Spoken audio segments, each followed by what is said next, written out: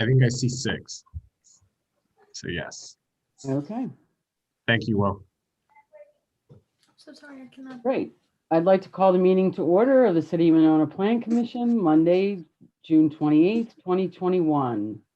Could you please call the roll? Chair Moore, Here? Alder Goforth, Present. Ms. Fox, Here.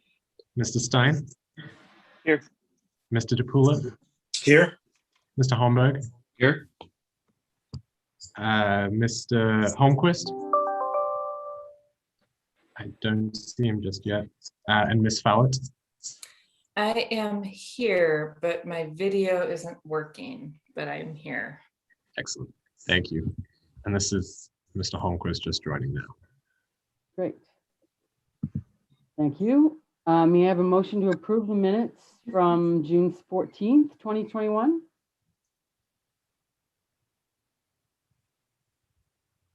I'll move Anyone? to. Move to, Susan, you're approving. Do I have a second? I move approval of minutes, yes. Great, thank you. Do I have a second? I'll second. Great, thank you. Any changes, corrections, additions to the minutes from June 14th? Chris? On page 4, clarification on condition 3, Doug, the sign shall be changed to individually lit channel after channel, add in mounted. This explains it better. Individually lit channel mounted letters are the same size. We say a lot of times channel, but it's channel mounted. Thank you. Anything else on the minutes? Hearing none, all those in favor say aye. Aye. Aye.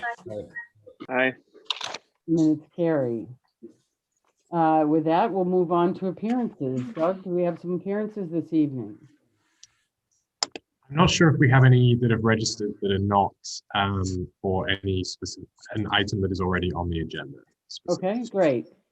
Before I close the appearance section, let me just say that anybody's here to speak that is not part of a public hearing this evening, which is to say that you can speak during the public hearing portion.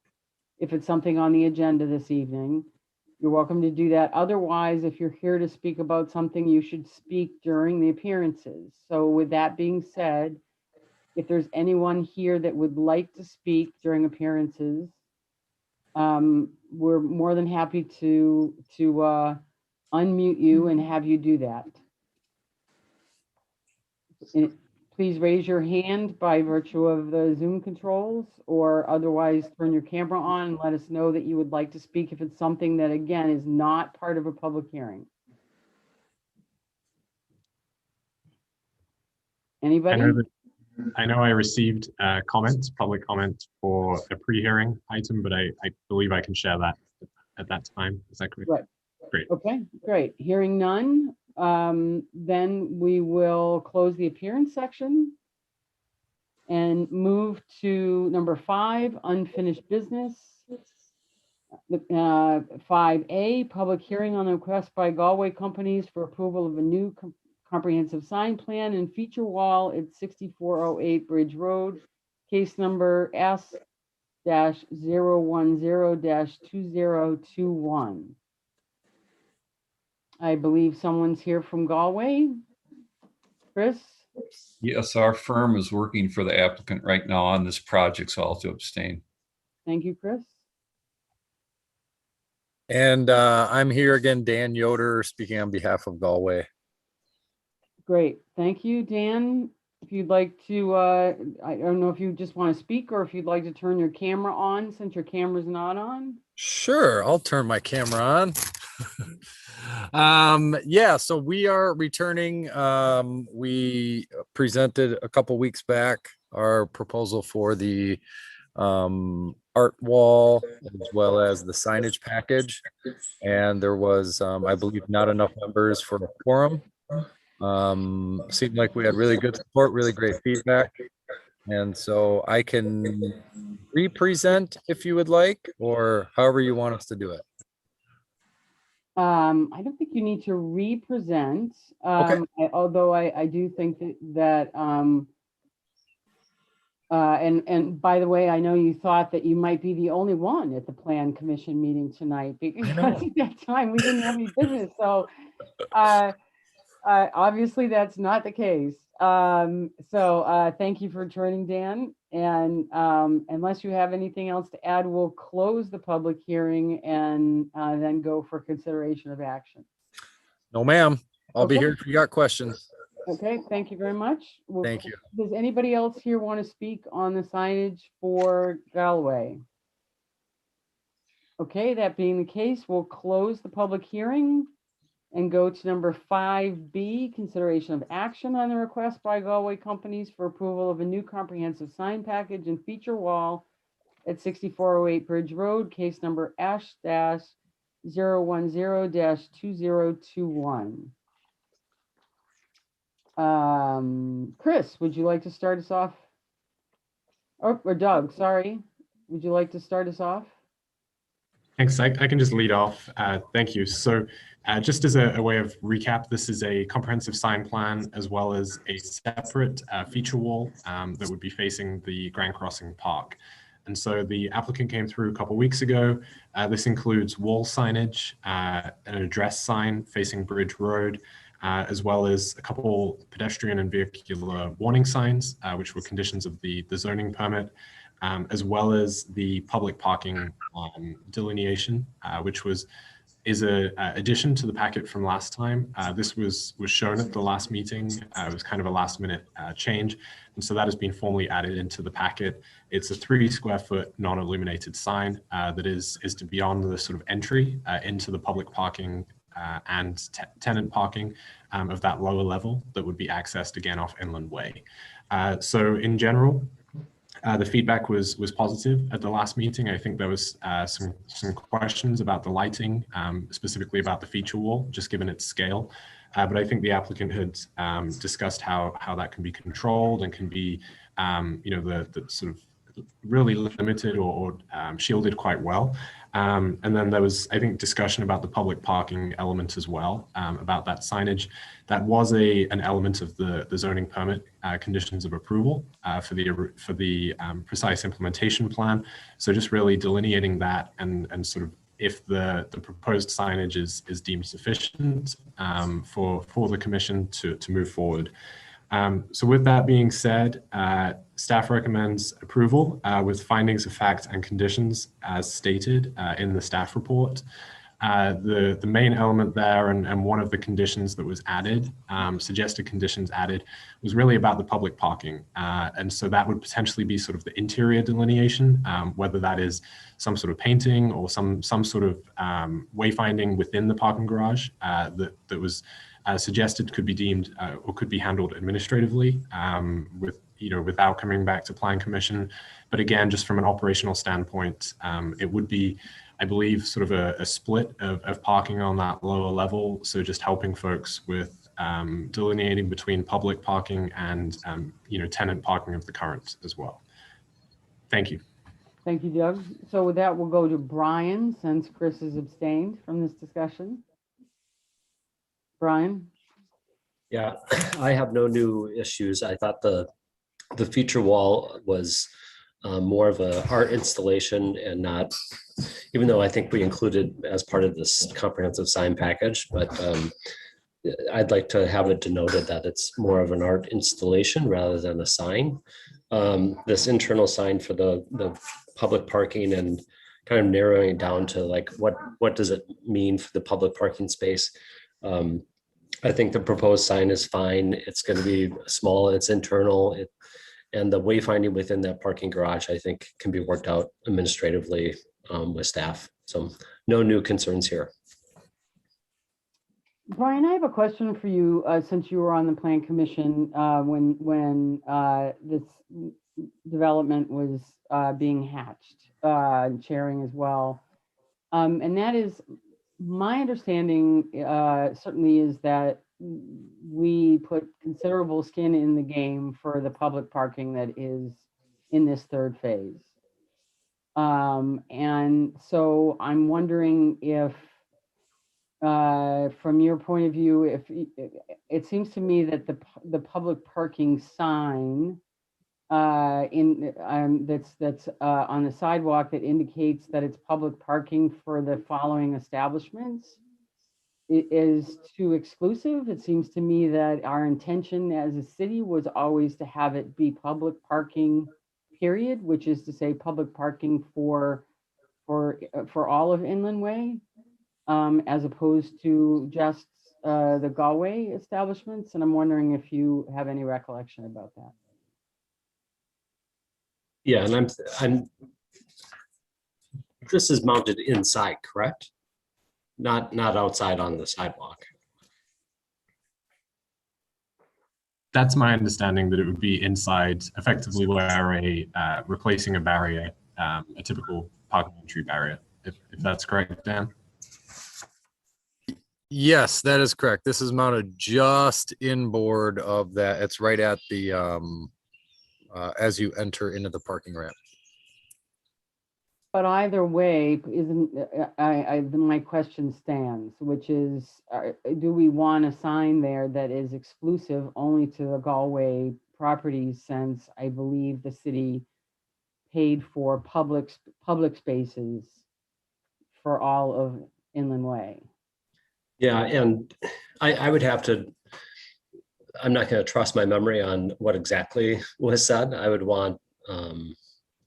I'd want to review back some of those minutes, but there have been ongoing discussions regarding parking, not only for phase 3, but also along those streets that were developed, and how to maximize parking, not only for the current projects and the Galway company projects, but also how does that dovetail with some of the other existing spaces that would require some public parking. So for example, even on Bridge Road, when we go way back to the discussion of, I believe it was Breakwater, we had discussions about their parking arrangements at that time, and included and looked at other nearby streets that have public parking on them, and figured them into a larger discussion about parking in general.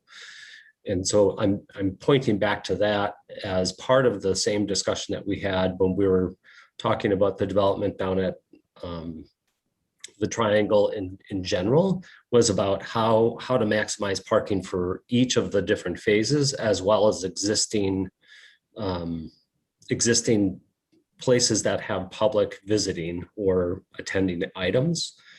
What I think I heard last 2 weeks ago was more of the concern regarding public parking, of the intention for people to visit the location there, but really unloading, for example, unloading coolers and blankets and then hopping on someone's boat and being gone for the entire day, and really not intending to park there to go to any of the establishments in the whole property area, not exclusive to these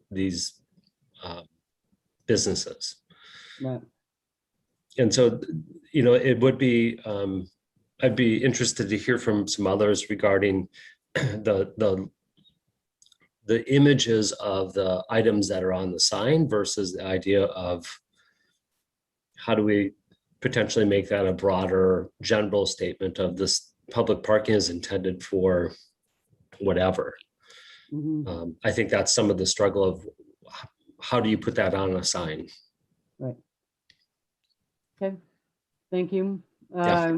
With that, Brian, since Rob, you were also on during this whole development, I would love to hear your feedback now on the proposal overall, and also on my question. Well, I think a lot of what Brian said it rings true as far as my memory is concerned. As far as the signage and what it lists, there's parking issues down there, and it does address public parking in the way of Grand Crossing Park. And I think there is some validity to having kind of a list of users of the place, and it does include public users of the park. But I think in the best interest of having that space function and those businesses be successful, there is some merit in what's being proposed. I couldn't speak definitively if we had said just straight up public parking and anyone could just park there and unload a car and leave it for, a day or whatever. But I understand what's trying to be accomplished. And I tend to see a lot of validity in that. Anything else as it relates to the proposal? No, I think I said my piece last time. I would amend a little bit of what Brian said about the feature wall, in that I think the majority of it I see as kind of an art installation as well. But where the current is written out, I would absolutely consider that part of the sign package. Okay. That would be the only differentiator. Thank you. Patrick? I don't really have anything to add that anyone else has already mentioned. I don't have a problem with it at all. Okay. Thank you. Susan? Yeah, I think both Brian and Rob said kind of what I was thinking. My understanding as we talked about this whole project was that the public parking being provided was for that area. It never occurred to me that it would be for people to unload their stuff there or to load their stuff up to go to a boat for the day and leave their car there. So to me, it's very appropriate to have this. And yeah, I wanted to point out that the Grand Crossing is noted on the sign. So clearly that's part of the public part of the project. But, I think we discussed it at such length at the time this last phase came because of the parking issues we had had with the previous parts where we thought there was going to be enough, and until they made some adjustments and more residents were parking underground and things started to ease up a little bit. But my understanding was always that that was the main point of this public parking, and that even though the city was financing part of it, I think that was part of the total development cost was my understanding. So I have no further issues. I like the feature wall, and I thought the lighting issue was explained very well last time. So nothing to add. Great. Thank you. Just to be clear, I wasn't just thinking about the people fishing. I was also thinking of, for instance, the people that are frequenting breakwater, because I think breakwater's parking has been reduced substantially as a result of this development, not to mention the yacht club. And so that's why I was thinking that our intention was initially that we were kind of taking the entire parcel as a whole. Christy? Yeah, thank you. Yeah, I think the signage overall, the signage plan looks great. I did watch the last meeting, and I wasn't entirely clear on if a decision had been made about the feature wall and including the current logo on it. So is that discussion still up in the air at this point? It's okay. Okay, yeah, because I felt like, just whenever we did any street art murals with the city of Madison, they said if any of those walls had any, a name of a business, that then went from art to signage. And so I do feel that having the logo on that wall shifts it from a feature wall to signage. And, it's really a really large wall. And so I feel like my preference is to not have a logo on that, because I think it sets a really interesting precedent for our business community. We might see someone, maybe the Cozy Home, wanting to put, a sign on their wall. So those were some of my initial thoughts. I also, nice to see you here, Dan. I also wanted to ask, is the feature wall metal? You're asking me? Yes, I am, Dan. Hello, good to see you again. It's aluminum on the face of the light bars, and then the actual depth, the channel is acrylic. Okay, all right. Because I was thinking about the blue paint, and I was wondering if there's going to have to be a maintenance plan with repainting that, or No different than any other liquid paint finish out there, you know, whether that's like siding, house paint, any signs we ever produce. It's a 3-part urethane paint system that's the best on the market. So I'd imagine 20 years before you'd have to really start addressing anything like that.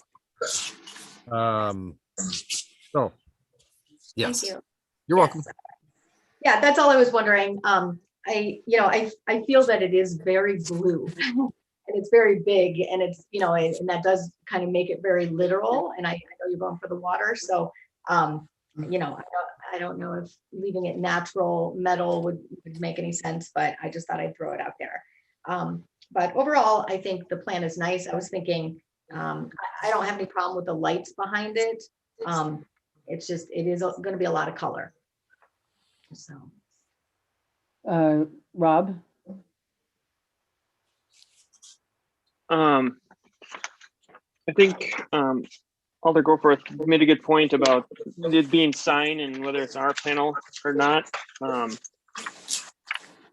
I incorrect? Is that the only sign facing that road?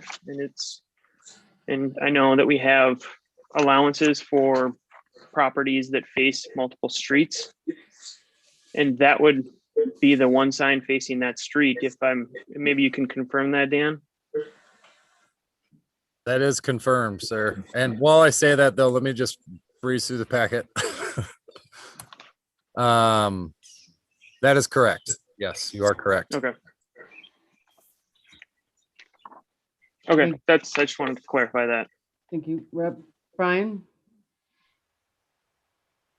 So some similar properties where there's a backdrop of material that appears to be part of the sign, where we've allowed that even when there is a name of a business within it. So for example, some of the anchor tenants down at the pier.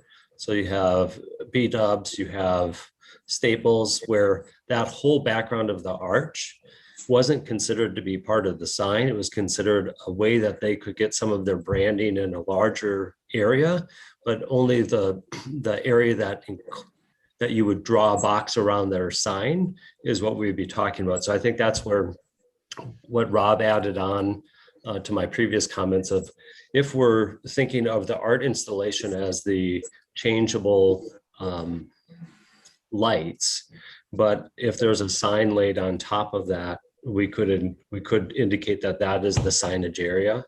Where in previous other situations, for example, a cabinet sign that truly has a sign within a cabinet, you have to include the whole cabinet as the sign rather than just the lettering within it. So I hope that's adding some clarity. The other, I have one potential follow-up of a question to Chris, not as a member of this current discussion, but any history, if you have a recollection of any of the history regarding underground public parking versus general street public parking, and any of the delineation as kind of Nancy's question was going towards.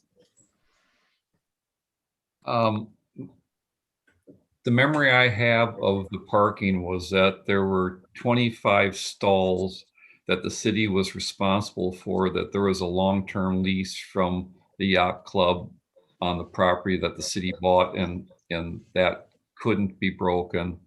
And I don't know what the resolution of that was, but I do know that the body that would have all the answers would probably be CDA, because they're the ones that agreed to put extra money in to fund parking in the underground structure. And what their agreement was, I don't think any of us can speak to, because we never had a presentation on that. We know eventually the CDA paid some sum of money to help pay for the structured parking for additional public parking.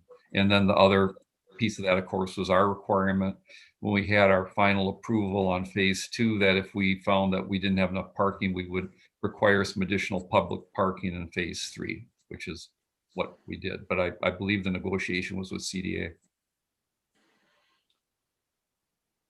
So I do have a note from Dan here indicating that he just spoke to Steve Doran, and that the development agreement states that Breakwater and Yacht Club do not have access to the parking. Yeah, Steve just called me and I said that you guys were discussing other retail locations around there and access to parking, and he said it's in the development agreement that Breakwater and Yacht Club do not have access to parking. So, Thank you for getting that clarity, Dan. thank you. Just Alder, go forth, just to go back to your comment about the color. Since you listened to the last meeting, you probably heard that one of the discussions was, how bright were the lights? What color were the lights? How subtle were the lights? I mean, that was a concern, I think, of most of us. And, we were assured by Dan and by Steve that one of the cool things about this particular feature is their ability to dial it down or dial it differently at any time. It's all, controlled via a panel where they can change the color and they can change the intensity, and it's in the back, so that it's Steve was very reassuring that it's subtle, it's not bright. So I don't know if you heard that portion of it, but I just thought I would share that too, since that was a concern of yours. Yeah, thanks, Nancy. I did hear that. For me, I think, when this idea was originally floated, I had mentioned on East Main Street, MG&E has a kind of a cool feature wall. Well, it's kind of a structure around a substation, and it's strips of metal very similar to this, and they look like waves. And they left it a natural, like they put that acid treatment on there, so it's all rusty, and then it's backlit. And so I just was thinking, the blue is like almost as bright as my shirt, and then having lights behind it as well. The blue is I just thought was really bright, and on that scale, it's just going to be like, whoa. And so I think having the lights behind it I think that's very cool. I don't think that's going to be an issue. I'm not concerned about that. I was more concerned about just the initial color of the blue on the wall. Thank you. Corinne. Hi, sorry, I'm not at home, so I'm making do. But I had a similar concern to Alder Goforth about having the logo on the side of it as well. I guess, the current and with the weight and color, it all fits together, but what happens if it gets renamed? The Tristan too, and then at some point, maybe that would be, am I echoing a bunch? No. You're fine.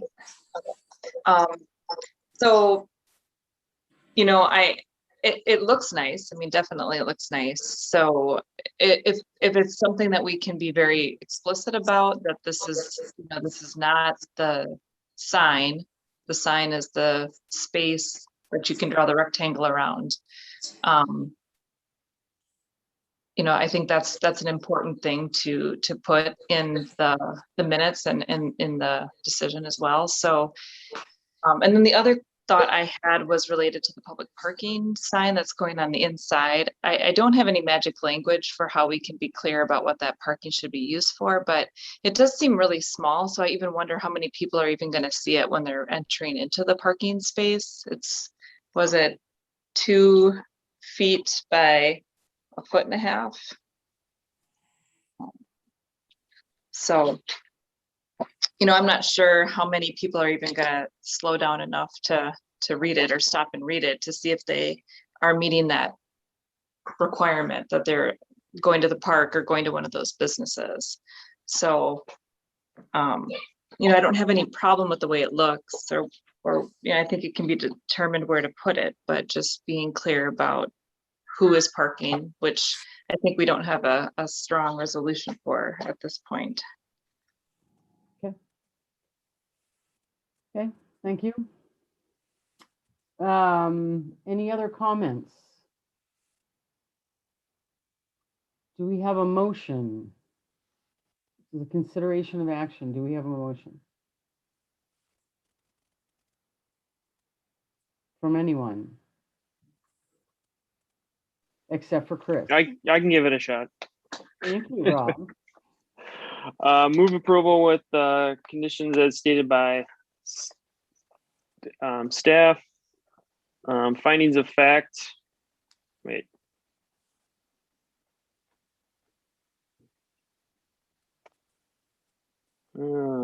Chris and Do you want to reword that third finding of fact? yeah. Um,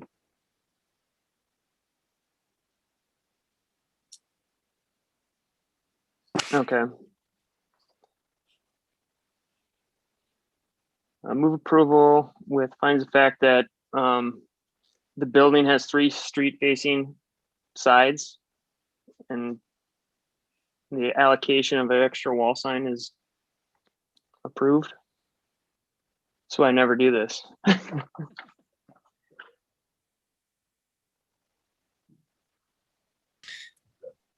I can offer up a suggestion for you. Sure, go for it.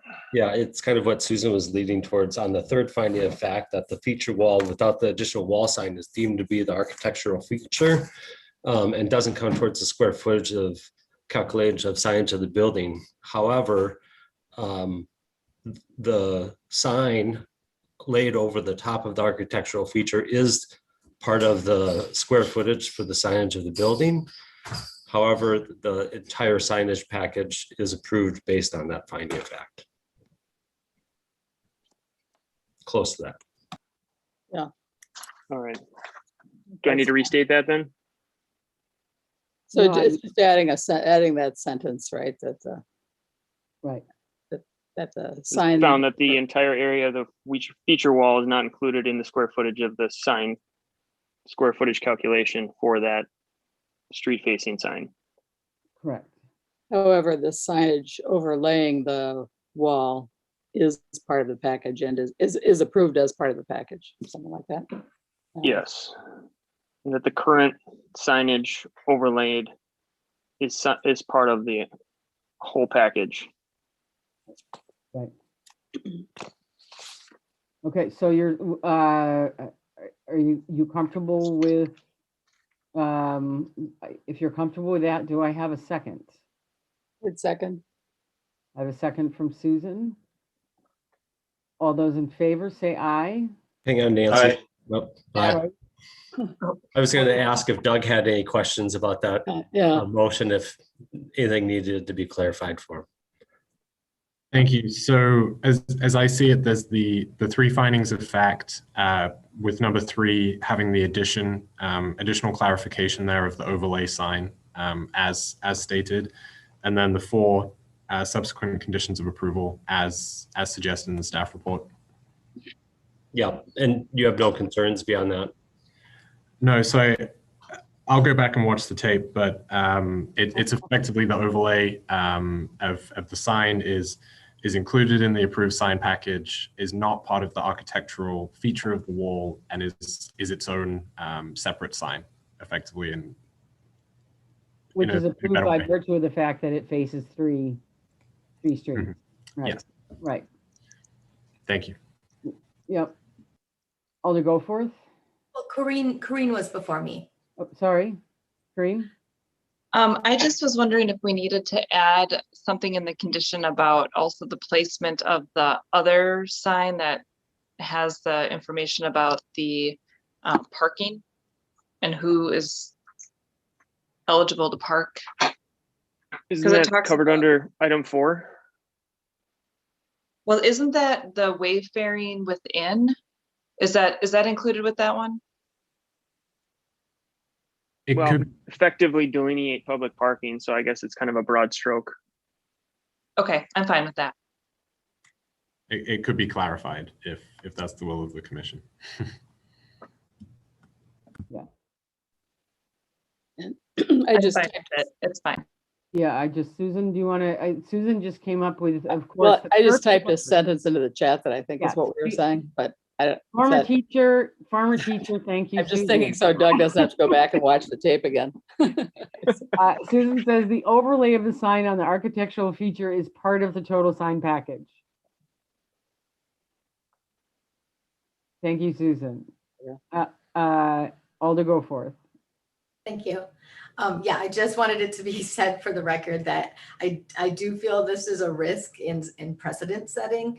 And I just want my concerns to be known in case things like this come forward in the future that we didn't foresee. And, you know, with signage being a part of a large art wall.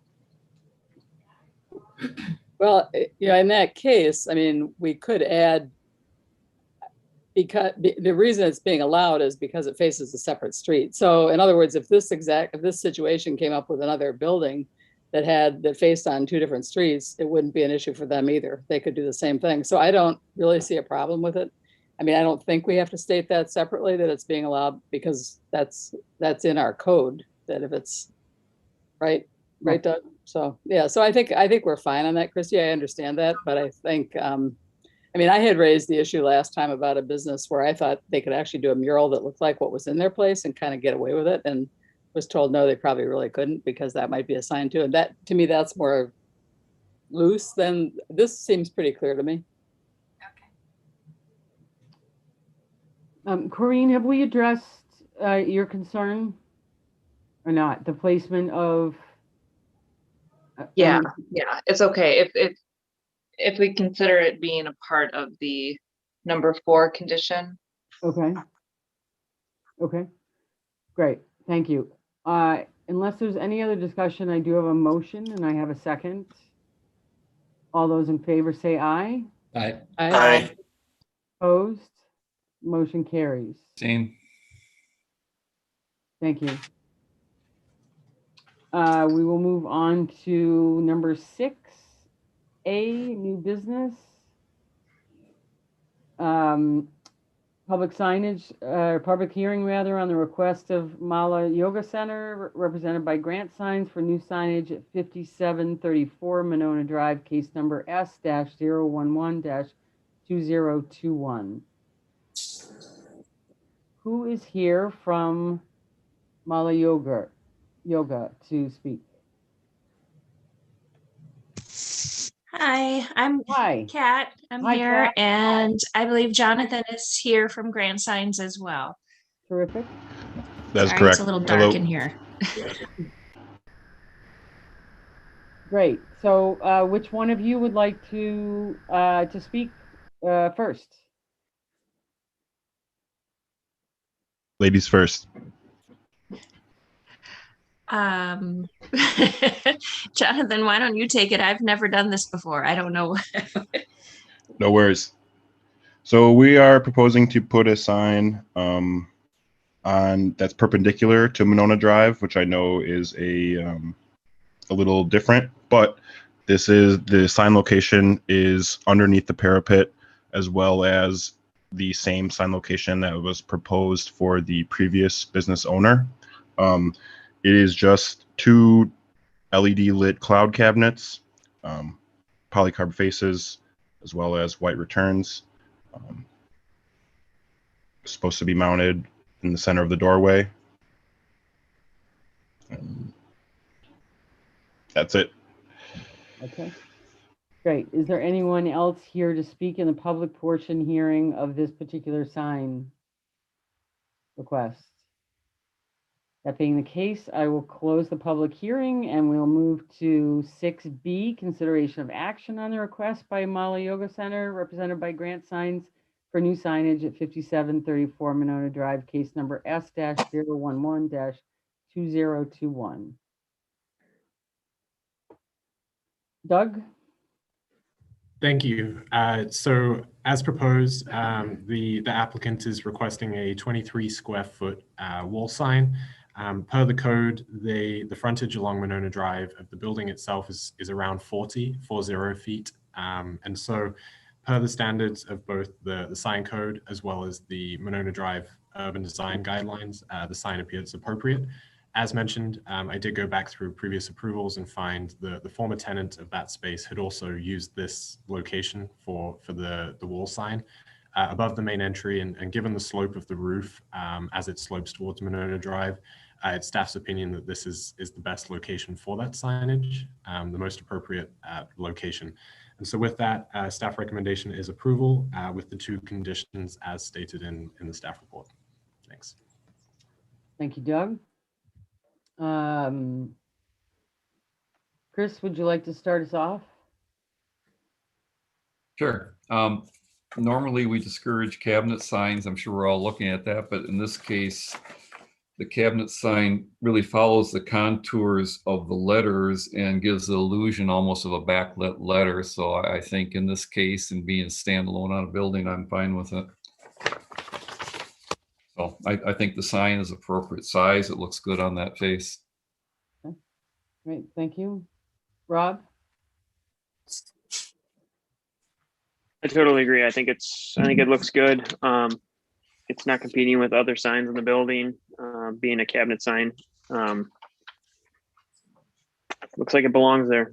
So I'm in favor of it. Thank you. Patrick? I'm in favor. I think it looks good. Great, thank you. Susan? Yeah, I like it also and agree with what's been said, so no concerns. Great. Christy? I also agree. I think it looks great. And thanks for all your work on that building. The whole place looks great. Yeah. Brian? Yeah, no concerns about this sign. I'm curious if the applicant has any other future plans for either a landscape ground sign or a sign for anybody traveling southbound on the drive and being able to locate your business. I have thought about it and considered it, and possibly in the future. However, at this time, I'm just working on getting the grounds beautiful and an initial sign up. So it is nowhere on my radar at this point. Okay, yeah, this sign looks great. I just, want you to be forward thinking that if you end up doing that, you get to come back and visit us. Thanks, Brian. Right. Corinne? I think it looks great. Great. Do I have a motion? I'll move to approve. Second. Right. Chris?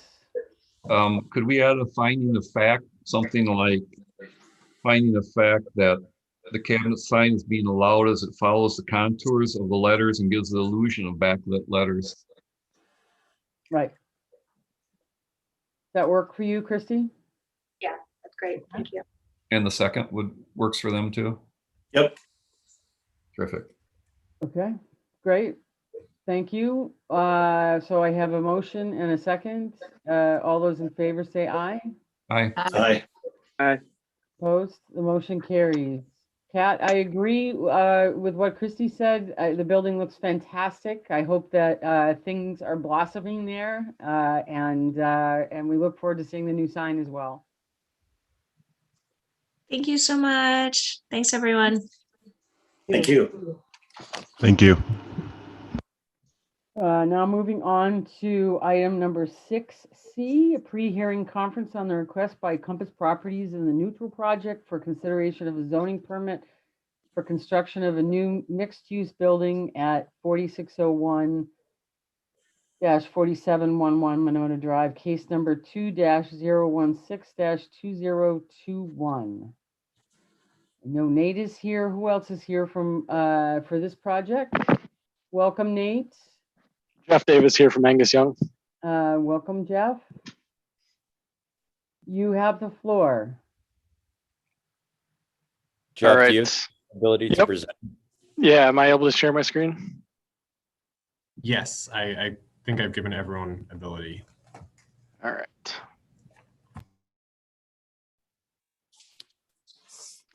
All right, can Awesome. everyone see? We can? Okay, great. Sweet, I'll kick it off. So my name's Nate with the Neutral Project, and we are one of the developers on this project. So we're in a joint venture with Compass Properties. We're both local developers in Madison. Compass is on the square. We're over on East Washington. We currently have a 14-story tower proposed at 849 East Washington. That's going to be completely mass timber. And we are looking to potentially do another development in Monona, on Monona Drive. And we are in a joint venture with Tyler Knoll. with Compass Properties. And the Neutral Project's main mission is to create sustainable developments. And so this is through utilizing solar, utilizing mass timber, building to LEED Gold standards, and other different aspects of the neutral standard, which we'll talk about as we progress in our design. But today, what we really want to do is it's more just an informational for you guys and for us to get some feedback on kind of what we're thinking right now on our design, which Jeff is going to get into in a little bit here.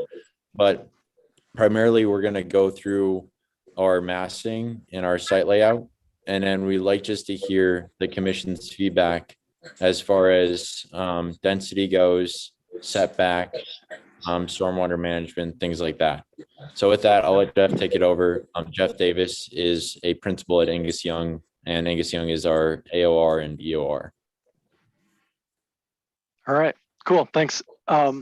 So I'm gonna go through and then if there's any questions along the way, please feel free to interrupt. And I'll just kind of go through everything and then we can talk after. So starting with project goals, like Nate talked about a little bit, we'll get into the neutral standard as kind of a driving standard for sustainability for the project. But there will be some pretty strong sustainability goals. Innovation, which I'll talk about a little bit in terms of solar and EV cars, and in general, just progressive thinking on what we do, and that kind of ties to sustainability. And then ultimately the community. We think this is a great site. It has a lot of potential and it's in a really nice location as well. So one of the drivers that we'll talk about is EV charging. So this is not only just general EV charging on the site, but also Nate's team, Nate and Compass, their teams will look at doing an EV flight of cars for the residents. So, and Nate, jump in if you want to add a little bit more to this, but essentially the way this works is to help reduce single occupancy trips and the amount of people that need a vehicle by providing an electronic vehicle that they can check out or utilize whenever they need it would help reduce their need for their own personal vehicle. So that'll be part of this project proposal and part of the mission of this company and this development. And how the mechanics of that work is our residents have an app that they can access, and there'll be probably 6 Teslas. We might do more if the demand is there, and they'll be in the bottom in the parking garage. They'll be charging till they'll be fully charged when residents want to go use them. And they'll be able to go into the app, check out a Tesla, take it to grab groceries, go down to school, go golfing, and do whatever they want to do. Bring it back, charge it, and now we've just reduced at least one single occupancy trip because now we're reducing our parking ratio, hopefully by about 10%. In Madison, it's a lot more than that, just because we're in a more dense environment. But out in Monona, we're not thinking to reduce our parking ratio by more than 10% of the required amount.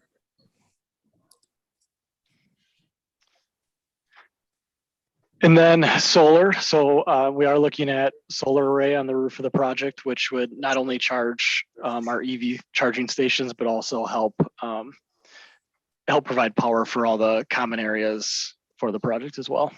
So we also have John from Go Glow Solar here as well, who is our solar consultant, and he's put together a pretty quick study on the development. And right now he's thinking we can get about 100 kilowatt solar array on this development, which would significantly reduce our carbon emissions. And then also it would probably have enough to power those Teslas that will also be for those reduction of single occupancy trips. All right, so let's move into site analysis a little bit. I'm assuming everyone's pretty familiar with the site, but just to give a backup view of it and where its location is, directly adjacent from Monona Golf Course on Monona Drive corridor.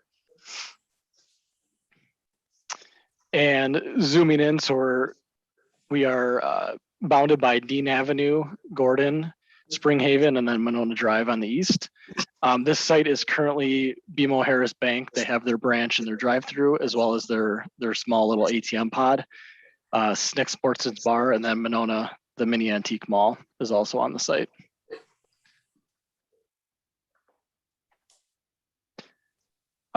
Just to give a quick idea of right now, there's 3 vehicle access points on the site for ingress, one being a parking lot along Springhaven Avenue. And then the 4th spot is the exit from the drive-through for BMO Harris.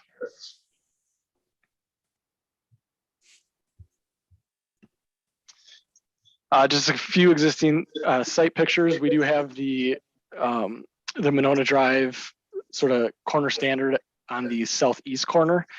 And then the other corners show the antique mall on both this first northeast corner and northwest. And then the southwest corner shows the drive-through of BMO Harris Bank right now.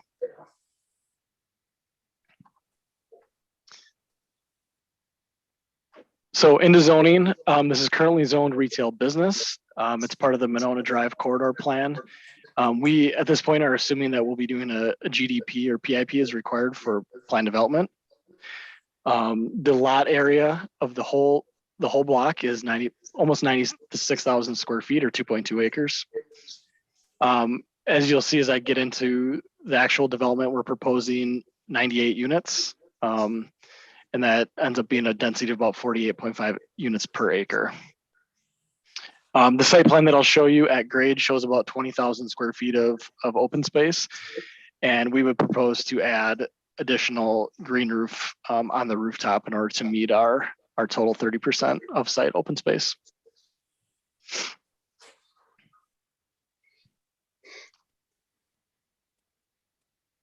Okay, so site concept. This plan, north is to the right, so Monona Drive along the bottom of the plan. We have been working with BMO Harris to bring them back into the development, so essentially replace their building and bring them into a corner unit with also keeping their drive-through as part of it. So as you look at this in massing, the multifamily would come above that, so that's we see this dashed line. Then we'd have a combination of commercial with a fitness center, we're calling it cafe here because I think that would be ideal, but some future tenant space of some sort that anchors the end. Moving down to the north, you have the resident lobby, the amenities, leasing office, and other necessities that are needed for the residents.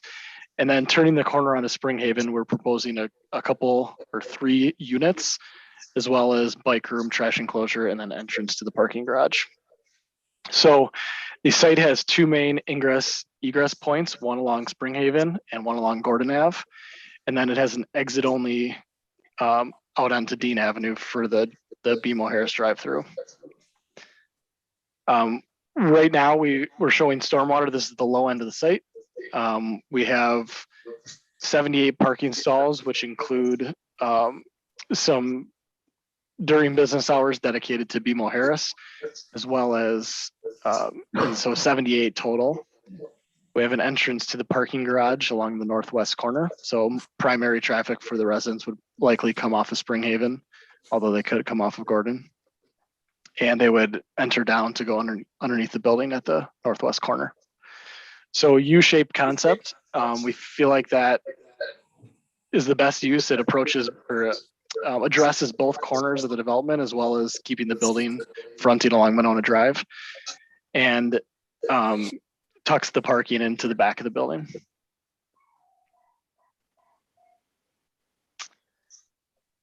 Floor plan concepts real quick. So this is the basement. So you'd enter up here in the northwest corner, and then 83 parking stalls underground.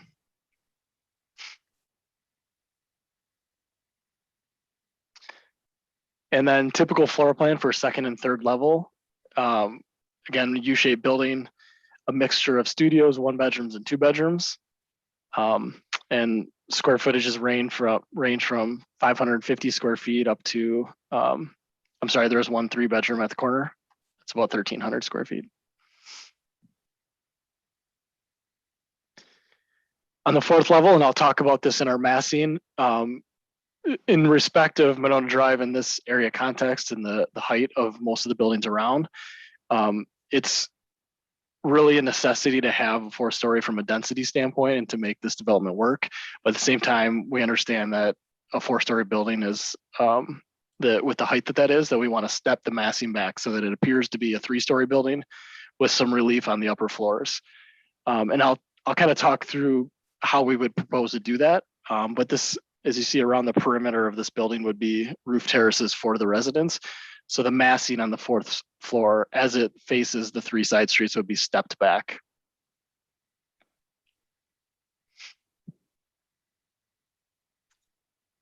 So a few different massing views, you can see how that along Monona, which is the long face, you can see how it's kind of stepped back. And again, that's to address the scale and proportion of the building. The blue is representative of BMO. The red is commercial and residential leasing office. And then the green is the residential uses.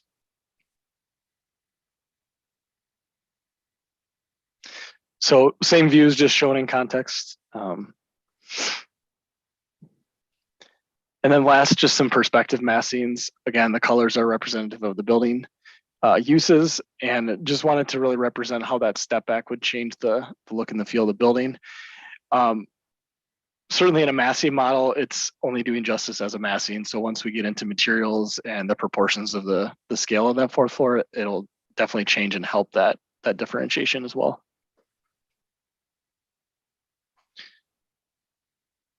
So just a few kind of precedent images. The stepped massing, like I talked about, this building does a nice job of having 3 stories of masonry. Then the top floor is, and this is actually only very slightly stepped back, 3 or 4 feet. But they changed the materials, and that approach really helps your eye, read that as a 3-story building, even though it is a 4-story. So that'll definitely be a goal of ours as we look at how that sets up. And ultimately, our 4th level is stepped back quite a bit farther than this image. But I thought that was a decent image to show how that works. And then materiality, be a mixture of brick masonry, composite panel. And I'm sorry, I should go back to this other step massing image. So this bottom left image is a section cut through the building. So this is at the middle of the building where we have a rooftop, but that shows you kind of how that 3 stories and then it steps back to the 4th. As Nate mentioned, some of the other developments that we're working on together are using a lot of mass timber as a primary structure. We don't think that that's feasible for this scale of a project, but we do want to look at using it as some interior accents, potentially on the outside as an accent, but generally it'll be used more of an accent material than a primary structure. I talked briefly about green roofs. We will be incorporating green roofs, and I think that's a mixture of both non-accessible tray green roofs, but also accessible green roofs that the residents can interact with. And then native landscaping is important as well. So we want the landscaping to be dense, but really approachable and relatively low maintenance, so it looks good year round.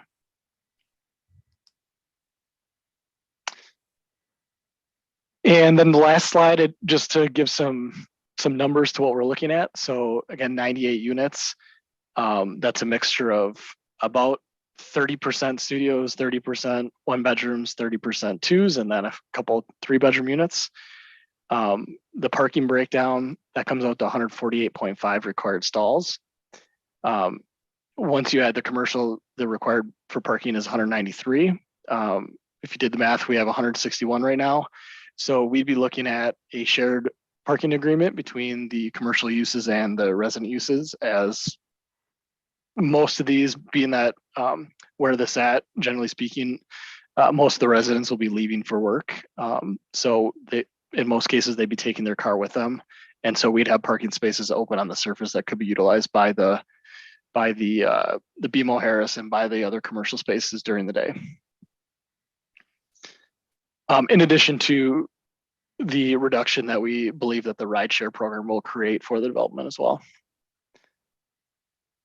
So the total is about 13,350 net square feet of commercial. We've got about 134,000 square feet of multifamily, and then our underground parking. So the total of development is 186,000, just under 187.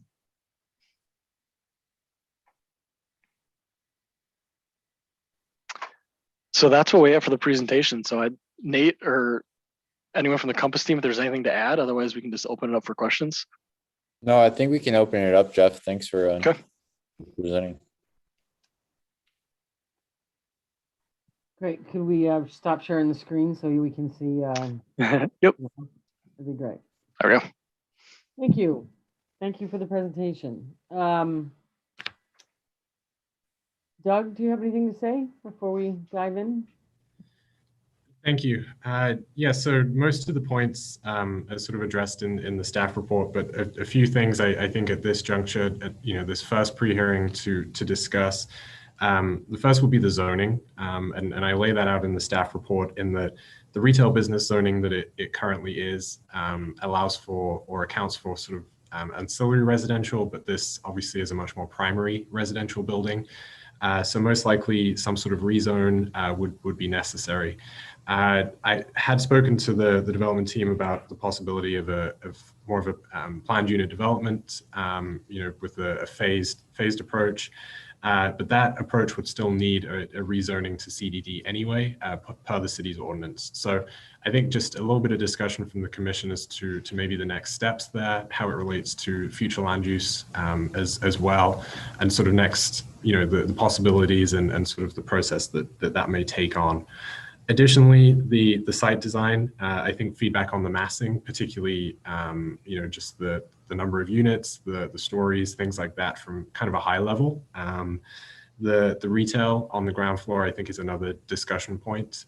The retail use or the sort of outward facing versus more residential units, what the commission is looking for there, as well as I would say the parking allocation, shared parking between maybe the businesses and the residential units, but also the shared parking or the community car as discussed, and how that may play into things as well. So I think at this point, really, this could be, and this is mentioned as well, looking for some CDA discussion as well. So I think this is I've encouraged the applicant to come forward at this point for some initial feedback from the Plan Commission, which could help inform future CDA discussion as well on this project. Thank you. Thank you, Doug. Before I open it up to the committee, I just want to make one comment as chair, which is I'm very appreciative of as also chair of the Sustainability Committee. I think you all know that that Monona has a strong commitment to sustainability, and I'm thrilled to see that aspect of the development, from the solar to the timber use to some of the other features that you've talked about, and I'm very appreciative of that. And with that, I will turn it over to, yes, Doug. Sorry, I did receive some public comments, and I know I'm joined by somebody here this evening at City Hall as well. I don't know at what points if there is to be discussion or if there is to be feedback shared, but if that could be included at some point. Sure. Why don't we do that first? I think it's important that the commission hear from the public that has weighed in so far first before we begin our discussion. So go right ahead. Thank you. So the email that I received just before the meeting tonight, it was from Deb Reynolds. I don't know, I did respond inviting her to join as well, but I'm not sure if I'm seeing her on the line. She is, I believe she is one of the black boxes that's currently muted. So Deb Reynolds, if you're here. Excellent.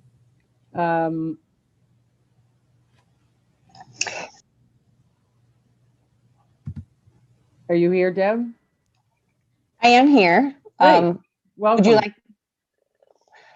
Do you want me to? I have the floor. Yeah. Well, I sent my email to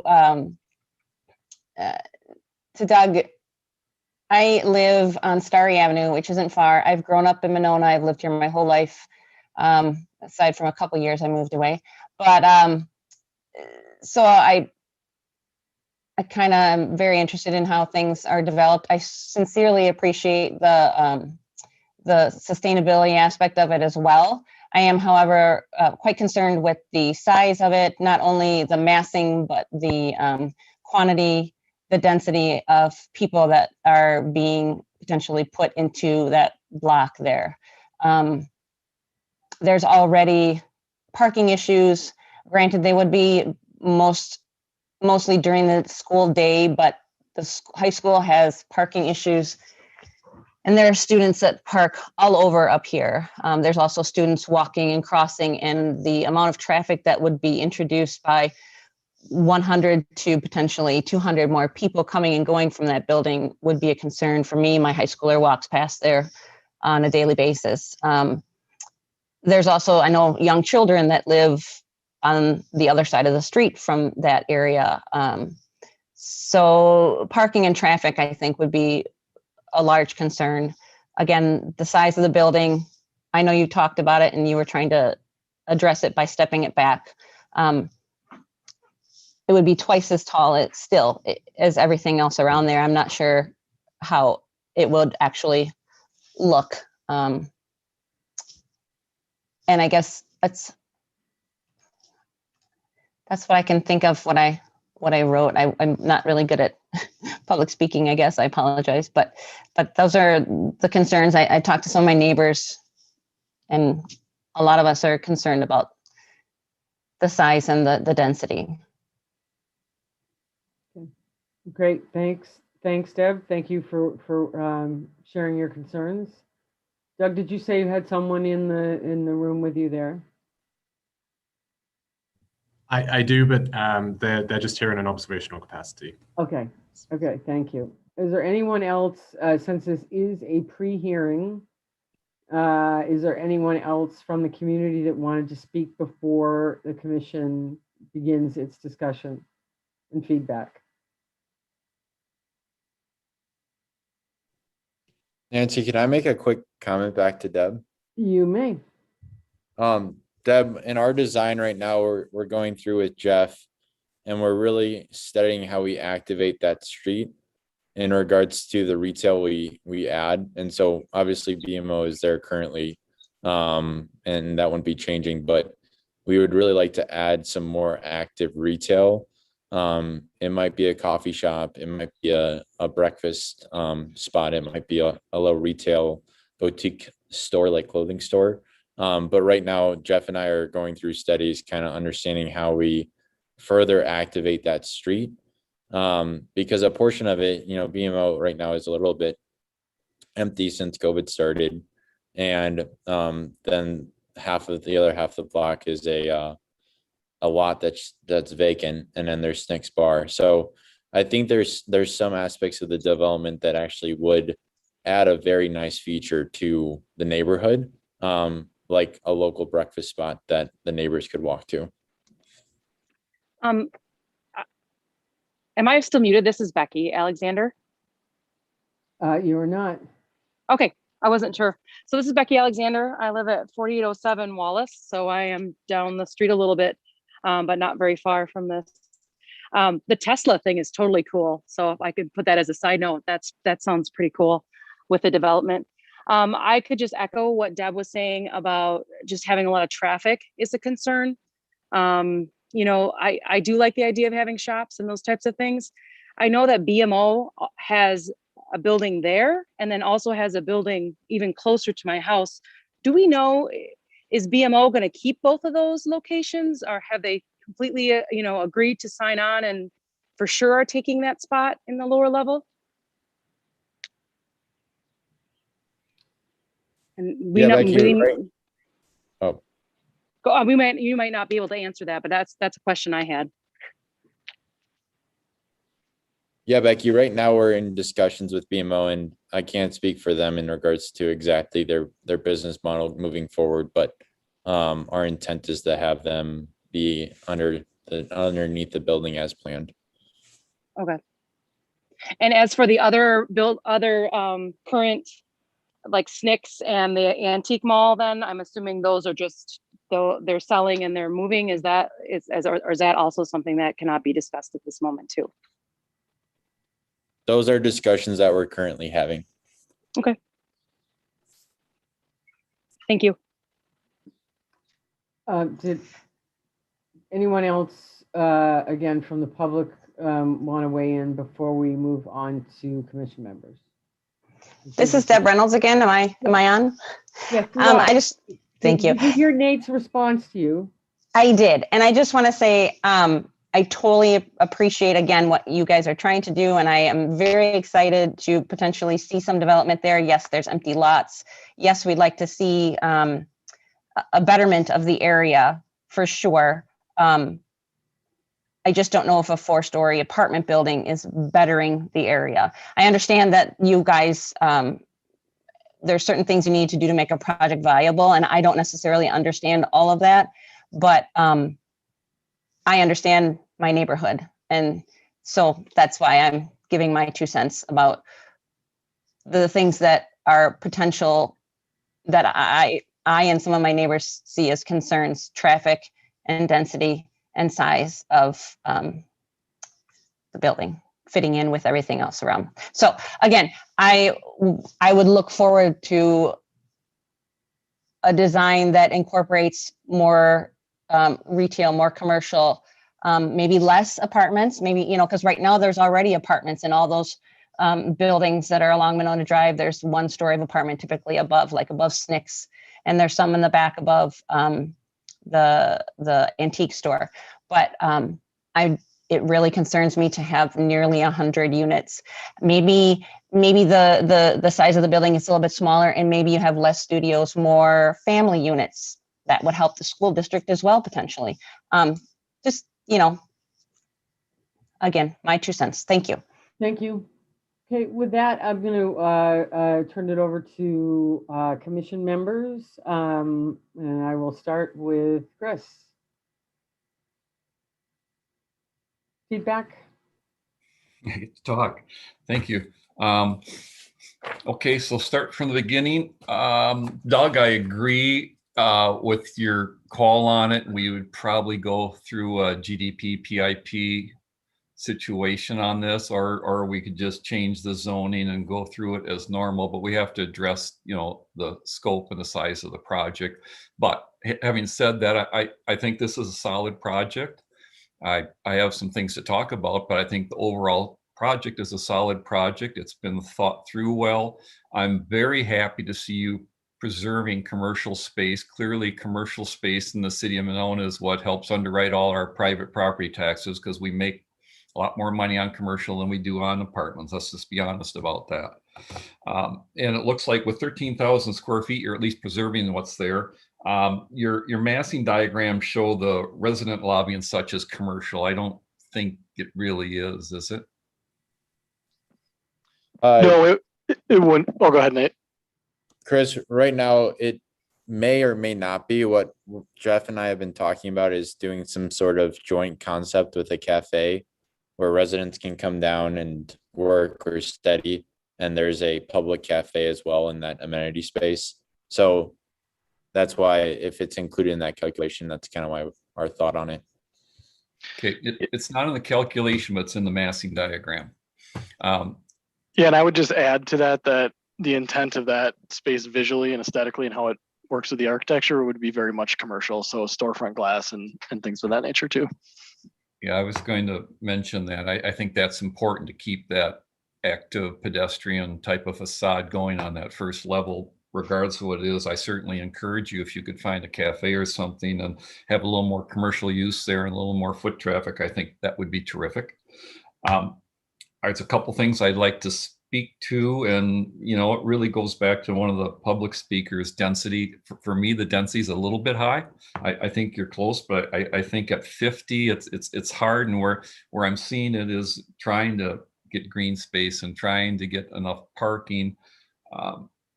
So I'll start with a couple of the things I've looked at. I went back, a couple of the properties you mentioned. Certainly the Royster Commons is a great building we all love the look of, and it's one you had in your illustrations. And on Garver, the side street, the setbacks are 9 to 13 feet, and on the front, The single story is 14 and a half to 20 feet, and then the multiple story is 22 to 30. So you know where I'm going with this. You're a little tight to Monona Drive. In the other projects like this we've pushed them back a little bit, and you're especially tight as you get down towards BMO. If that's a 5-foot sidewalk, it looks like you're proposing a 6 or 7 foot setback from the sidewalk, and to have, you know, even three stories that you see, that's really tight.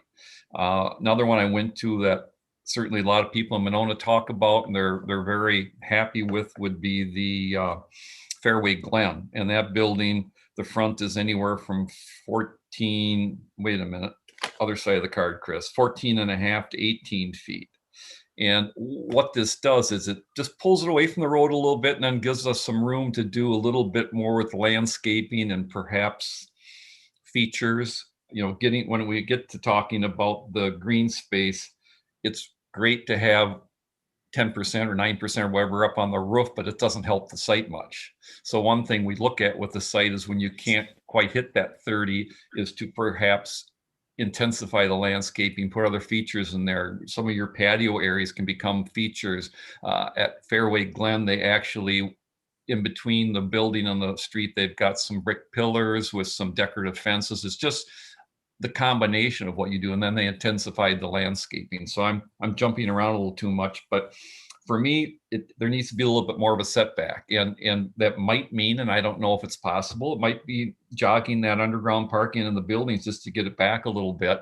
One thing that would do would be to take that drive-through exit a little bit further away from that stoplight, which wouldn't be a bad thing. That drive-through's been there, I don't know how long. I know it's been over 30 years, and I'm not aware of too many problems we've had with that. But it is further back from the stoplights and what you're proposing. It all comes back to getting your stormwater feature in there. But if there was a way to step that back a little bit, of course, everything I talk about hurts parking. And I'm talking about, well, the parking might not be quite there. That goes back to density. Now, certainly, you can lop off apartments and solve it. There's certainly other ways. If you had some structured parking that went under your parking lot, for example, you could compensate for that or compensate for the parking that I don't know tonight we can get to what number it is, but right now you think you might be 30 stalls short. You might pick up 10, you're saying 10 or 15 stalls with your common vehicles down there, and we have some shared parking. So I don't want to make a big deal about the parking tonight because you're close, and what the actual numbers flush out at, we'll see. I'm less concerned about this project than one we looked at a couple of weeks ago, only because there are some areas when we have an extraordinarily busy day once a month, there is some street parking. I know it's tough during the school day, but there are areas, at least around here, to park. Down on Bridge Road where we're using all the parking, so there's no overflow. So I'm much more encouraged here. So I would say I would like to look at the setbacks. I love the idea of a cafe or a restaurant, but we all know they use a little bit more parking. So do fitness centers. Question, I think I saw it in here, but the fitness center is public, correct? It's not just for your residents. That is correct, Chris. It will be a third-party fitness provider that will be then probably just leasing memberships for our tenants. Terrific. I think it brings more foot traffic here. And I don't think I said it, so I'm backtracking, but this is a whole terribly underutilized parcel here. And it's great to see a comprehensive proposal for the entire block. As planners, we love to see something like that. So thank you for that. I like the fact that we have no curb cuts on Monona Drive. This is a much safer way to get the traffic in and out of there. So that's actually an upgrade for Monona Drive to get rid of those curb cuts. The materials, the pictures you're showing us that we all like, one commonality, lots and lots of brick. Lots of masonry. I think for me, that's something on Monona Drive, which is really rung true when we get a lot of masonry on the buildings. And I like what you presented, Jeff, where we've got a lot of masonry and then we set back with a different material, and that really does pull the eye away from the extra story. Now, again, other buildings that have done that setback sometimes have done it after one story. I realize that's probably a little difficult for you. I don't want to get into too many details, but one place I would at least call out for BMO on the corner, lot of pavement shown there. which it's nice to have something for the entrance, but that certainly is a place where it'd be nice to have a little more green space if there's a way to work that into the corner, because this is a very, very prominent corner on Monona Drive, and you basically left the sign and those two birch trees behind it. There's not much else there's room for there right now, but I think you have opportunities there to maybe cut back on the size of the patios, add a little green space, and really the landscaping around this is what makes it. That's why I'm so worried about your being so tight to that sidewalk where Monona Drive widens out for the turn lane. Articulation on the building, it's hard to say with your massing things right now. We talked about articulation. We look at the one side, it looks like you've got some good articulation, but certainly for a facade that long, we'd be looking for that. I love the area that you actually have the walk-through in the middle of the building. So you opened it up and brought some grass and some sidewalks there and a patio for a potential client. All great ideas.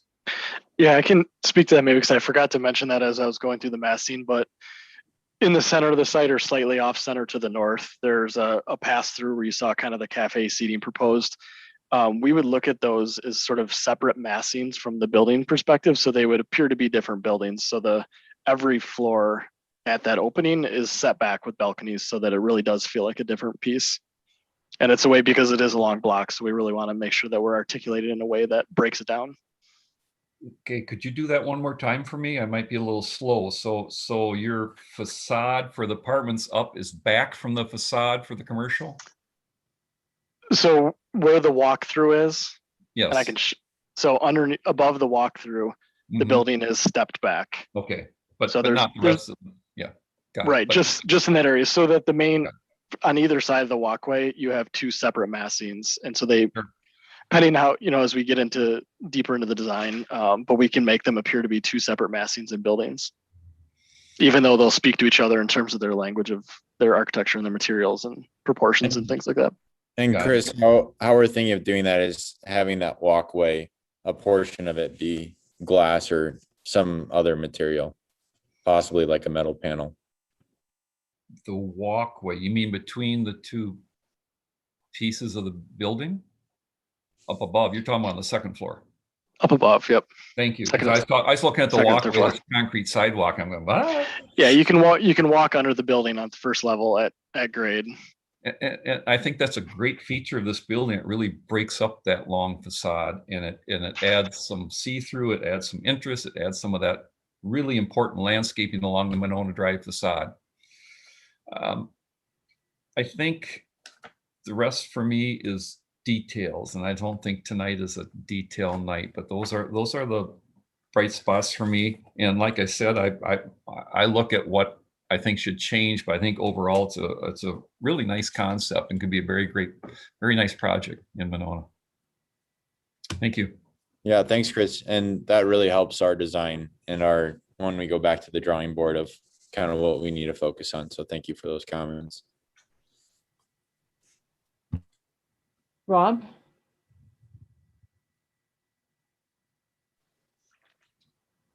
Okay, thank you. Yeah, in general, I would love to see something happen with the site. It has a lot of potential, I think. My first reaction was the density. It seemed big. Not only the density, but I mean, just the height, a 4-story building. I drove up and down, looking for something to compare it to, and there really isn't. Fairway Glen is the closest thing that comes to it. And I was hoping maybe some senior commissioners here, Chris or Brian, might have a little more background.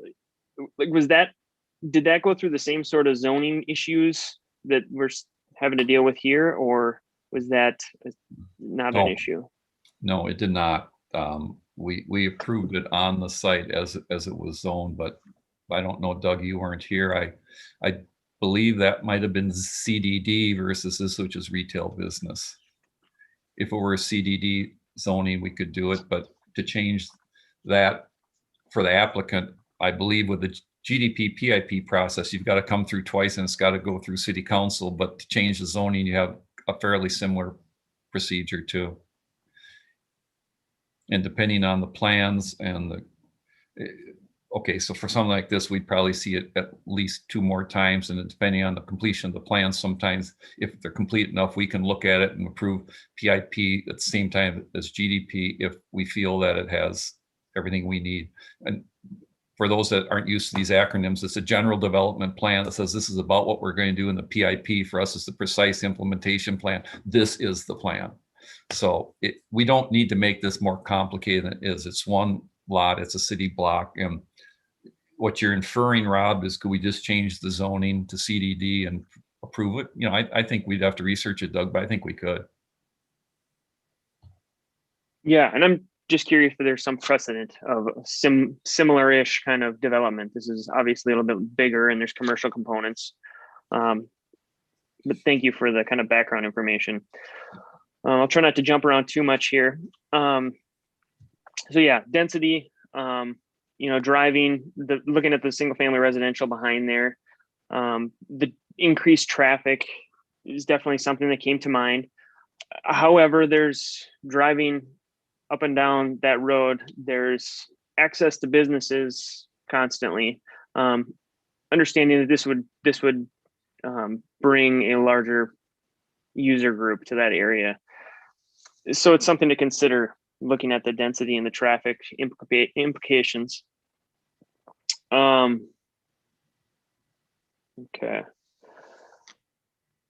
Landscaping, and well, first off, I love the sustainability efforts and kind of the overall mission. And you talked about having a LEED certified program or project is a goal of that. Is there any discussion or thoughts on having a sites accredited project as well, or in tandem? And for those that don't know what sites is, it's similar to a LEED process, but it only accounts for everything except for the building. So it's a more site oriented, sustainable program. Robert, there is. We actually have not done a sites accreditation yet on any of our projects. So if we did do it, this would be the first one. On Baker's Place, which is our downtown Madison project, we're currently looking at getting LEED Gold certified and Passive House certified, which Passive House is a energy, very strict certification. And so we're going to look at both LEED Gold and Passive House for this project. We haven't gotten too far into modeling just because we're in these initial stages. But we also are going to start looking at sites. It's something actually I just became familiar with about a month ago. So that's another certification that we're going to look at. Yeah, that would be a feather in your cap and one Monona could be proud of too. Going back to landscaping, you know, I know it's just a massing model right now, but you've articulated some of the building massings, how that's going to play out. I think Chris had a really good point about that BMO corner and how you could reclaim some space there. I like how the pass-through area, you're going to set that back. That really allows you 2 more kind of cornerstone pieces to highlight. And now with BMO and then the far north end at Spring Haven, you got the bookends, but you have 2 more kind of points of interest as you're traveling up Monona Drive. And you talk about activating that space, and there's going to be that common / commercial space there. I think that's a great idea and a great amenity.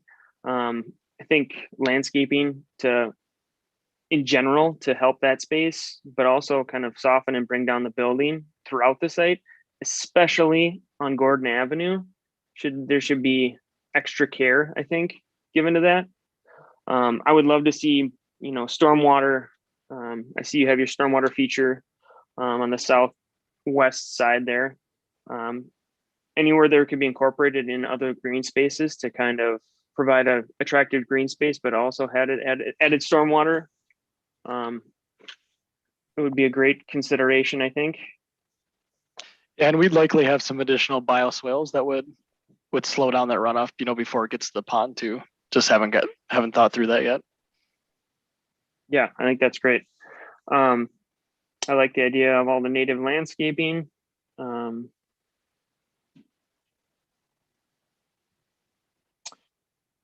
think I'll leave it at that for now, and I'll chime in later if I think of anything else. Thank you. Patrick? All right. So can you hear me? Put some headphones on. So hopefully the dogs won't be in the background. Anyway, I like the green roofs. I like the EV cars. I like the solar. I like all the sustainability. But what I'm not sure about is why are we asking for or thinking about asking for tax incremental financing on a project where we're experiencing a well-publicized housing shortage in Dane County. So we're building projects like this to, alleviate that housing shortage. So the money is definitely there. And we're not really looking at a site that is contaminated or a site that is requiring, a but for sort of provision for tax incremental financing. So I would think that if we're thinking about asking for tax incremental financing, we should also be having a conversation about housing affordability. And looking at this project, I don't see any mention at all about any sort of provision for housing affordability. So I guess I would ask the developers, is this something that they have thought about? Is it possible, if you're going to ask for tax incremental financing, that you consider 10% affordable units in this particular project? There's lots of things here that I really, really like a lot. But there's definitely some things that I have questions about, and that's one of them. So I wonder if the developers would speak to that. Yeah, Patrick. So the reason for TIF is we've kind of ran the but-for test, and currently, as it stands, with construction costs the way they are, it's not a viable project without TIF, without some portion of TIF.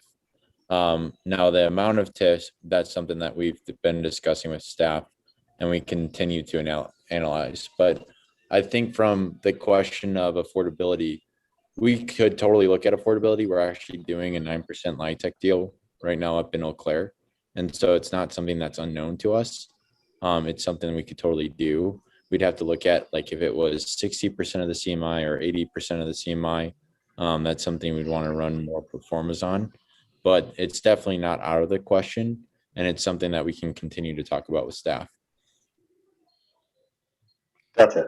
And I would encourage that. I would encourage talking about 60% CMI, 80% CMI, and seeing if that's something that can be incorporated into this project. Like I said, there's many, many elements of this that I like. It's just we have a housing affordability issue in Monona. We have a housing affordability issue in the entire state of Wisconsin right now. And if we're I think that if we're going to look at developments that are of this scale, we should be taking a hard look at affordability and how we can implement that, include that into projects like this. So I would encourage that. Thank you. And Patrick, just so I know, do you think 10% is enough? 10% would be the minimum that I would look for, but a 10% would definitely be a start, because that's not something that we've seen much of in the city of Monona in recent times. So that would be a good beginning, I think. Okay, perfect. Sounds good. Thank you for your comment. Thank you.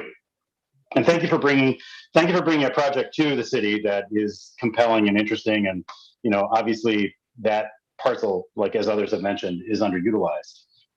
Building something within the scale that the neighborhood would appreciate, that the city would appreciate it. But I think this is all, overall, the project itself is something that in great concept would be good for the city. So thank you for putting it forward. Thank you, Patrick. Corinne? Thank you. Yeah, I agree with many of the comments that have already been said. I think this is a really interesting, exciting concept, but it is important to proceed very thoughtfully, especially to integrate it into the neighborhood and be mindful of the concerns that have been raised as well. Rob had mentioned being very thoughtful about the landscaping, especially on Gordon, and I agree with that. You know, there's homes there, and if they're looking at a parking lot, you know, they were looking at a parking lot, but there was some green space there too. So thinking about how to do that very thoughtfully. The setbacks, I echo Chris's comment on that. The setbacks need to be looked at and thought about. I'm wondering about, yeah, the open space. I think having some additional consideration about how that might be integrated into the space would be useful. And I think your description, I wasn't able to really see what you were explaining in the packet, but the having that walkthrough space, I do think could provide some more interest to the site. So it wouldn't just be a big apartment building there. So that was, I liked hearing you describing that. So I'll be interested to see a little bit more detail there. I'd be interested in getting more information. You said that you have an idea that 10% of the parking could be handled through the mobility or the shared mobility. And I guess I'd be interested in seeing some more analysis on why you think that that would be the case. Like if you've done any research or just have any more information about what makes you think that 10% of those of the units, not maybe it's not the units, but of the residents would be interested in using that kind of a shared mobility concept. And then the other thought I had is related to the business mix that you're talking about. I mean, Rosie's Cafe is right across the street. There's the Monona Bakery and Eatery is right across the street. I don't know if, you know, another cafe would be beneficial or detrimental, or, you know, but that's just something to be considering as you're thinking about how to integrate some of the commercial space into this development as well. Also, I'm not sure about the fitness center is definitely a benefit for your tenants. I'm not sure how you would bring others to that space when there's other fitness centers down the road as well that have more sites. Like a Princeton Club we already have, and Anytime, and you know, that sort of thing. So I guess those are just a few of my comments. But I do, you know, that I think having something in that area, like I do drive by it and think, gosh, you know, this is such a big space. So it's exciting to think about. So yeah, thanks.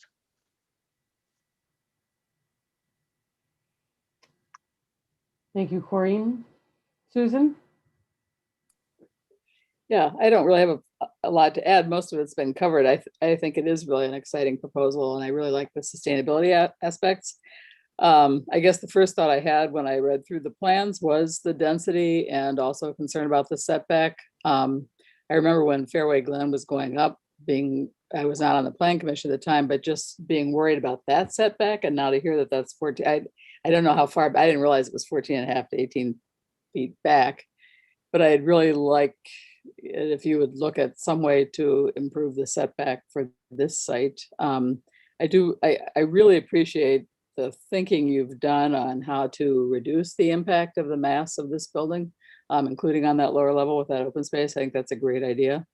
I just don't know if I think it's enough in terms of setback. I also think what helps Fairway Glen is, as Chris pointed out, the landscaping is beautiful there. When you go by, it's turned into a terrific looking building.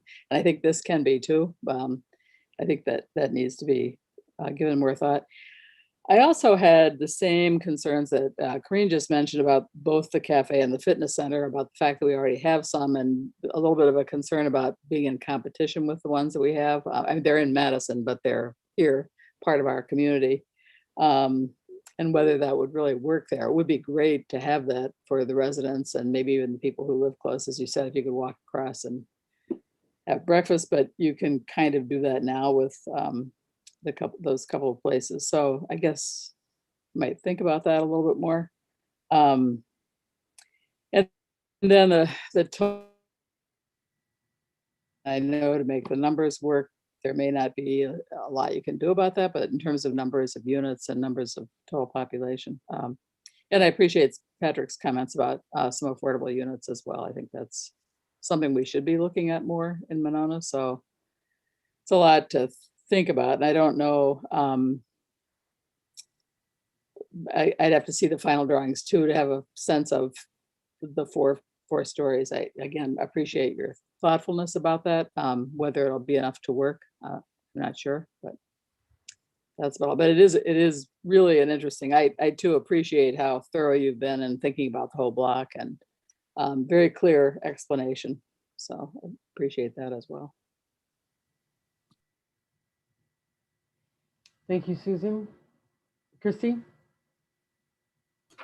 Thank you. Yeah, thank you. I want to say, I do like the comprehensive plan you've brought forward for that entire parcel, because there's a lot happening there. So I also really appreciate the sustainability component, and the car share is fabulous. And I love that you're retaining the commercial. That's really critical. I've been following your Baker's Place development because I'm a big fan of the car share program there. And just so you know, I live directly across the street from your development.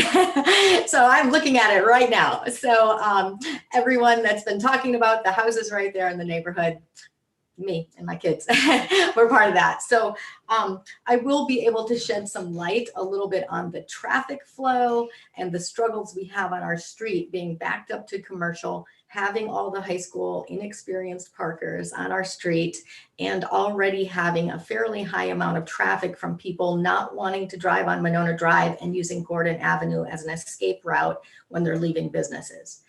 It's a way they can speed through town without having to, watch for the police on Monona Drive. So I would say that western egress on Gordon is absolutely not feasible. You've got 3 commercial streets surrounding your building and 1 residential, and on this block we have 23 children.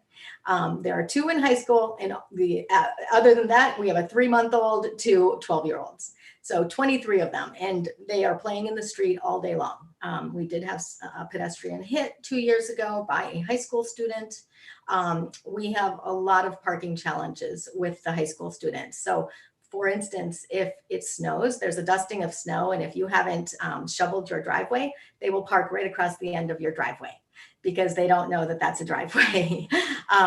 Or even if it's just any day, they park halfway across your driveway and block you in because they're inexperienced driver, they're running late for school, and they're desperate because there's a serious parking shortage.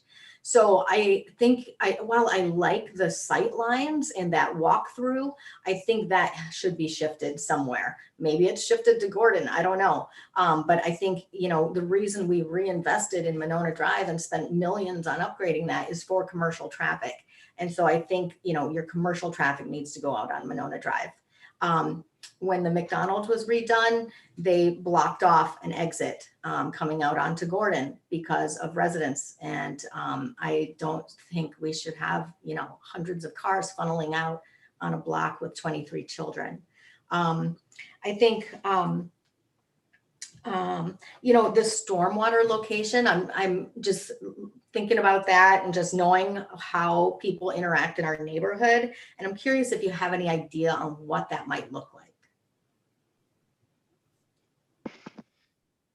So we haven't actually got into the design of it yet, but in general, those are going to be natural plantings and grasses and ways for that water to, during a storm event, it's going to hold water and then it's going to slowly dissipate into the ground. So it's a temporary holding during a storm event. Okay, so I was just going to let you know that is going to become a playground, just so you know, because the BMO Harris Bank parking lot is currently a playground, as is the vacant city lot between the Antique Mall and SNCS. So both of those see a lot of kid activity, kids riding bikes, kids skateboarding, kids scootering, and kids just hanging out. So maybe a cool feature of that would be you design it with almost like a natural playground in mind. We really could use a park up in this area. That's kind of why we use that city lot between SNCS and the Antique Mall, because we don't really have much for green space here. So just food for thought there. I think, while I said I appreciate the sustainability 100%, I think a part of sustainability is, as Patrick mentioned, our, housing affordability crisis that the entire county is seeing. This is an incredibly diverse neighborhood that I live in. We have people from many races on this block. And I think that, I know with the above the antique mini mall, you'll be eliminating numerous affordable housing apartments. Above SNCS, you'll be eliminating some affordable apartments there. So I'm a big proponent of seeing some affordable housing in your development. I would think something like 15 to 20 units would be great. I think that would mesh well with the neighborhood. Versus an all affluent and probably white audience. I think having some, something affordable in there would be a great bonus. Do you know if this BMO is going to become their main branch? And I know that was kind of asked, but. Not at this time. We'll know that probably in a couple months here. Okay. I was going to say with the commercial, so SNCS is going to be a big loss to the neighborhood. A lot of us love that bar. It's a great little spot. And with the cafes, we also love Rosie's Coffee Bar, and we love, you gotta stop, I'm sorry. We also love Monona Bakery. And so those are right across the street from this property, and as is Rocky Rococo's Pizza and an ice cream shop. So we do, it is a fabulous neighborhood because we can walk to all of these places, which is why we all love living here. So I was thinking, maybe you can, I don't know if the owners of SNCS, I saw John Qualley around there somewhere, if they would be interested in having a bar in there, but maybe that's an option. Or, I said, cafe, maybe not so much, but a canteen, yes. That would be nice. And I don't know if you can do anything to retain the antique mall, but someone talked about the shops. Right here across the street from my house, on the back of the antique mall, there is a small commercial unit. And that commercial unit is very popular. Businesses last there about 2 years. They get their sea legs, and then they grow and they go to somewhere else, and then another business comes in. So it's, and they've always been really cordial and pleasant to live near. So maybe you consider having some of your commercial spaces a little smaller, was just an idea. Alder Goforth? Yeah. Sorry, just because this is a pre-hearing and I don't want to keep everybody too late tonight. If we could just focus on the elements in terms of the overall design, because it's going to be a long time before they actually get into the. Absolutely. I just feel what they're picking for commercial or retail. So I appreciate the flavor that you're bringing to it, but if we could focus on those elements that would be helpful for them for the next step, that would be great. Absolutely. I do think a lot of what I'm offering is also very beneficial for them as someone who lives directly on this block.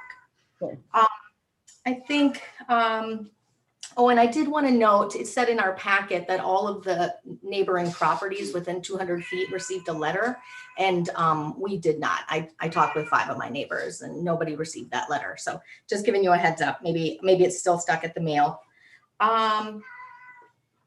I think right now that is all I have. That is all I have. Yeah. And I do hope you'll make a project goal of affordable housing in your development. Thank you for those comments, Alder. We'd love to set up a separate meeting, and maybe I can get your info from Doug with you and our team to kind of discuss this in greater detail.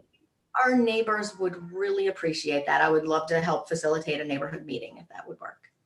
Okay. Yeah, I'll coordinate with Doug after this meeting. Much appreciated.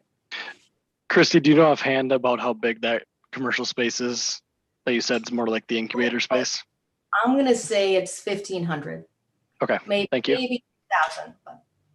Okay, thanks. Brian.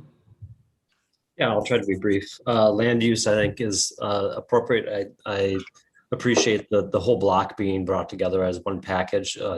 When we acquired that property that's behind SNCS, and when the city acquired that, we were having conversations about all the way from actually the old Jiffy Lube, all the way down past the high school as a plan commission and city of looking at like, how is it that this is going to be developed? And one of the key pieces that have been of concern is what's being brought up here tonight. And it has to do with the front of these properties is not the problem. It's the back end of the properties. And how do you integrate with the neighborhood the best you can in a way that helps take into the considerations of a neighborhood of mainly single family homes and sometimes multifamily homes, and how that butts up to your development. For example, Fairway Glen, one of the ways that they accomplished that at Fairway Glen is they actually purchased some of the residential properties behind their property and developed them as duplexes or multifamily, I believe. And that was one of the ways that they were trying to kind of transition from a larger 3-story apartment building, and how do you butt that up against the neighborhood in a way that works. If we talk about setbacks, the discussion when Fairway Glen was here years ago, it was a big push for some of us to swallow the idea of being as close as they are to the drive. I was one of the people that were encouraging that proximity to the drive. And I think we ended up negotiating some of that, a little bit of that leeway to help with some of the articulation as well as the landscaping. So you've heard it from other commissioners. If there's a way to gain a little bit additional setback, I think it will help you in the long run for many different pieces of information that people shared. A question or a consideration or something that I've been thinking about and went and pulled up Google Maps to see, Fairway Glen, if I do a comparison, is a 3-story but with a pitched roof. Now what we have proposed here is a 4-story with a step back with a flat roof. And the massing may look different, but I'm curious of what it would be from peak to the ground floor for development as kind of mocked up here right now compared to what we have at Fairway Glen. Now the peaked roof structure gives a bit of a different feel. There's different ways to do it, but maybe there's a way to change that step back on the back side of this development, and maybe that could balance out some of the additional height, but also kind of that connection to the neighborhood. Yeah, to speak to that, Brian, a 3-story with a pitched roof will be significantly higher than a 4-story. Yeah, and I was thinking because I think that is maybe even an 8-12 pitch on that Fairway Glen becomes pretty steep pretty quick. So that's just one thing for our group to consider when we're talking about a 4-story building. But I think we still have the issue of like, is the density at the right level for this property? Sorry, I got a cat climbing on a table. Is the density too high for this parcel? And I think it will come down to traffic flow and parking, as kind of have been pointed out before. I do love taking that access point off of Monona Drive. And my reason being is if you add any more density to this property, you're going to have left turn off of the drive, which is what we're trying to help alleviate. By adding the additional access point and having one on Spring Haven and one on Gordon, anybody that's traveling north will turn at the stoplight on Dean and then turn right and then right into the property. That's a pretty short amount of traffic into a residential neighborhood overall. If you're traveling southbound, you're going to be turning on Spring Haven and turning into the development and not even hitting residential streets at all. One consideration is having the egress route go through the drive-through. So right now there are 3 lanes in that drive-through, which when you get to the traffic management of who turns and who goes, like there is no straight. So are 2 going left and 1 going right? Are all 3 going left? Like, the configuration there and a possible way of adding the exit lane on that spot helps alleviate anybody at least going back out into Gordon That's what we would want to avoid. I understand having that be an entry point is a great idea, but if we could have people exiting either on Spring Haven, if they were intending to get out on the drive and turn right, or if they would go out that Dean Avenue exit, I think would be ideal for circulation pieces. Parking, I think you're short. I think Corey mentioned it, the idea of some additional analysis on what it looks like if you're offering some additional rideshare mobility aspects, and kind of really where is that number for you guys, and how does that help with your parking, but not have that be the sole indicator of your parking issues. And likely it's a density issue if you're running too far into that parking piece. I think the reason you might be maxing out on the studios is to help with the parking ratio. And I would encourage you to kind of incorporate, as others have talked about, affordable housing within the mix. But in addition, are there ways to potentially highlight some of the additional bedroom units versus just studio units, even though I know how that mix plays out. Just some more things for you guys to consider. The walkthrough design, I really appreciate the walkthrough, and I notice when you've kind of talked through it about how the upper floors step back and give the perception of two separate units. I think that's a great idea. The green infrastructure, I think, looks good. Stormwater, if push comes to shove, I think some of the ways to relook at the whole lot, although it doesn't give you the flashy stormwater management up above grade, but Chris might be able to speak to this more about being able to manage the stormwater issues underground, to meet the needs of stormwater management as another possibility. If you're needing that space for other things, there's some other considerations that you might add into the mix. Lighting and landscape's been covered. That will be, I think, one of your magic tickets for the site. And I think that is all I have. Let me flip through this one other one just to be sure.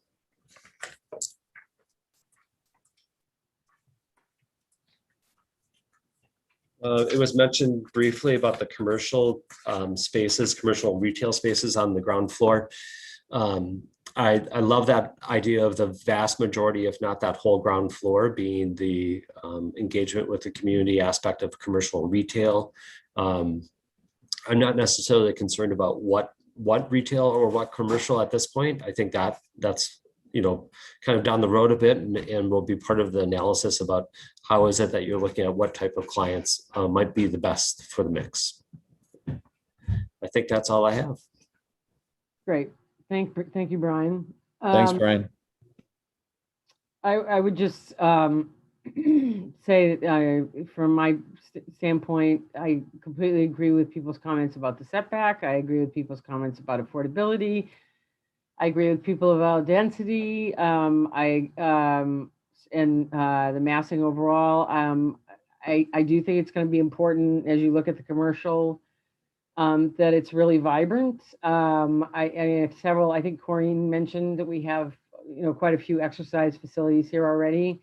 Monona has a few things, like we have lots of salons, and we have actually lots of banks, and we have lots of just a kind of pretty narrow swath. And so I think that gives you a lot of flexibility in terms of the types of commercial that you could have there. But I think it needs that corner. It would be terrific. It was something that was really quite vibrant and attractive. I don't live in that neighborhood, but I live below that neighborhood, and I drive this neighborhood all the time. And I can tell you that parking is definitely going to be an issue. I would seriously look at whether or not you can put the parking under the parking lot, as was suggested earlier. The high school, all of us have mentioned it. Most of us have mentioned it. Certainly, Alder Goforth mentioned it. From 7 o'clock in the morning until 4 o'clock by the time most kids are leaving school and then floating around the neighborhood. And, it's just, there's not a parking space to be had anywhere. And it's nuts. So, as Susan Fox will tell you, as a member of the school board, when the high school was designed, we didn't expect we did, obviously, so many kids weren't commuting to school, for one. We didn't expect so many kids to have cars either in high school. So the combination of the two, there just really isn't any street parking available at all during the day. So I think, you really need to look at the parking. And of course, I love all the sustainability elements, including the car sharing and the Teslas and all of that, but I think it's unrealistic to assume that that's going to take care of the parking issue. But overall, and the only other thing I would say is that, because I think the stormwater idea that Brian just brought up is a good one, whether it's underground, since there was a mention of a green roof, if not a solar roof, maybe there's a possibility of the main roof being a green roof, and maybe that putting a dent in the stormwater issue. But overall, I again, couldn't be like everyone else. I share the enthusiasm. I hope the comments from the commission have been helpful as you guys move forward.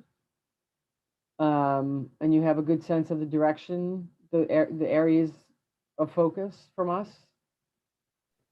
Yeah, Nancy, we have a great sense after all these comments. And Jeff and I have been taking notes on this stuff, and we'll go back to the drawing board and incorporate the setback options. And Patrick, the affordability comment, will go back and look at the analysis. And Doug, it'd be great if we can set up a meeting with the Alder and have a neighborhood interaction.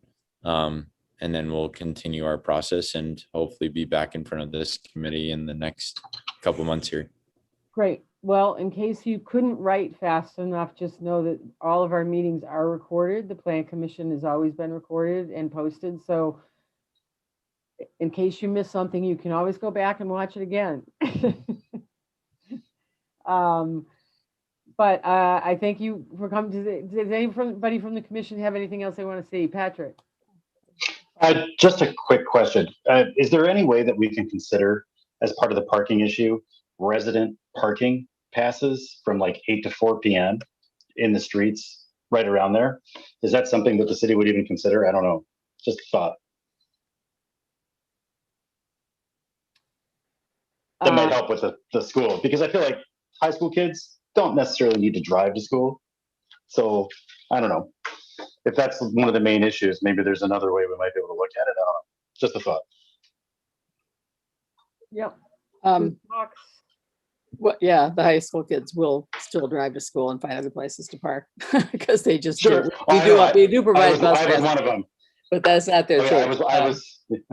Once Yeah, once just a the thought. Cottage Grove population grew to what it did, that really increased the driving. And it's an ongoing issue all the time. I just wanted to reiterate the point Brian made about the drive-through lanes by the bank, because I had that down, forgot to even mention it, but because right now you show 2 teller lanes and then 1 ATM lane, and there might also need to be a dedicated lane to encourage people to go out to Dean, because I had that same thought that it would be nice. I mean, some of our banks currently do that. They have another lane that if you're not actually doing banking business, you don't feel like you're interfering with the bank, and you can just drive through that outside lane.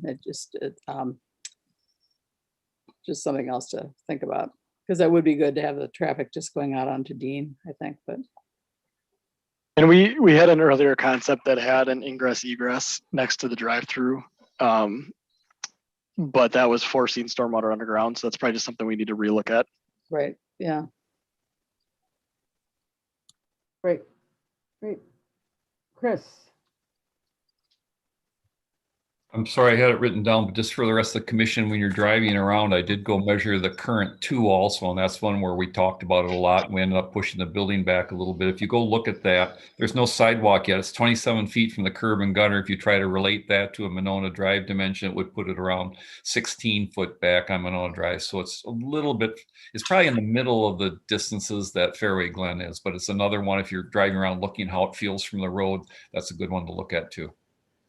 It is, and I'm hearing a lot of comments from people worrying about that being too close. It just looks different when it's going up. I think it'll be fine when the landscaping's done and everything, but I appreciate that point. Thanks. Yep, that's the key, the landscaping. When we get them back to 14, 16 feet, there's room for landscaping and amenities put in there. At 5 and 6 feet, it's really difficult to put much quality landscaping in that space.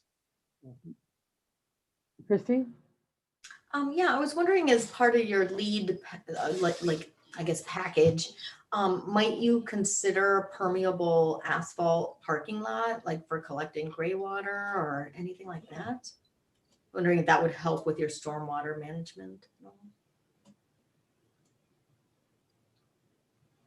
Yeah, that's definitely something that we can look into. There's some maintenance issues with them that become concerns, but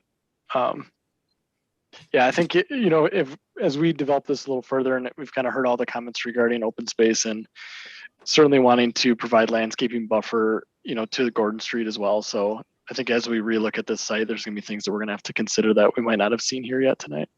So. Thank you. Great. Anything else before we? Great. Well, with that, Nate will and Tom will let you head out. Or Jeff rather will let you head on your way. And again, we appreciate you coming tonight, and we're excited overall that you're here in Monona, and we look forward to seeing the next iteration. Awesome. Yeah, thank you for your feedback. It's all been really helpful. Terrific. Thanks, everyone. Thank you. Bye.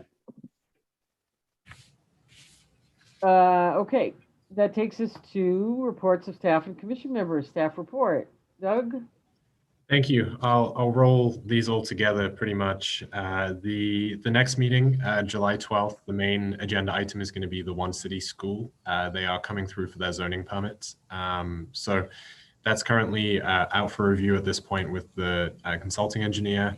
But that's kind of going to be the main item. A couple other zoning permit requests, most likely either at the 12th or the 26th, just depending upon scheduling. There's an expansion of an existing use on East Broadway that's working through an application at this point.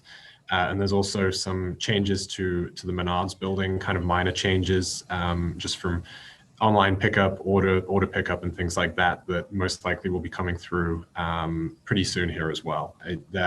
They're in one form or another of planning at this point, and it's just a case of getting them finalized. So most likely, pretty busy meeting on the 12th, but expecting meetings on both the 12th and the 26th. Great, thank you. Any questions for Doug? Requests for information or questions? Yes, Christy? Will that meeting on the 12th be in person? I was just about to say that. Actually, I was just about to say that I have double checked with a few folks in particular, just to make sure that it works for them. And last time we seemed pretty thumbs up on that. So I think we are going to go, assuming there's no objections, let's go in person as of the 12th. That means we will be back in the library. And as of right now, unless it changed in the last few days, the library is still requiring masks. So it does mean that you should come to the meeting with a mask. But we can go ahead and meet in the municipal room. Make sense? And I'll check in on policies with the library director and be sure to include those in the emails so we all know. Thank you. Thanks. Brian, did you have a question? So even if the library has a requirement for masks, I know the first floor is a shared floor and the municipal room would be somewhat more to the equivalent of City Hall. So hopefully that'll work out, because my concern is if we're going in person to then be masked for a recorded meeting, I would prefer us to stay on, sorry, virtual. Right. So people can see the faces that you're making. Brian, is that what you're saying? Exactly. Okay. Great. And you Yeah. can tell when I'm yelling at my kids versus pay attention.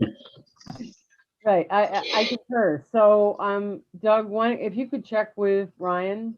I will. Yes. And I would concur if we're have to go there masked in the municipal room, I would probably be better off holding off and continuing on Zoom. If you could just find out what Ryan says and then get back to the whole commission on it, that would be great.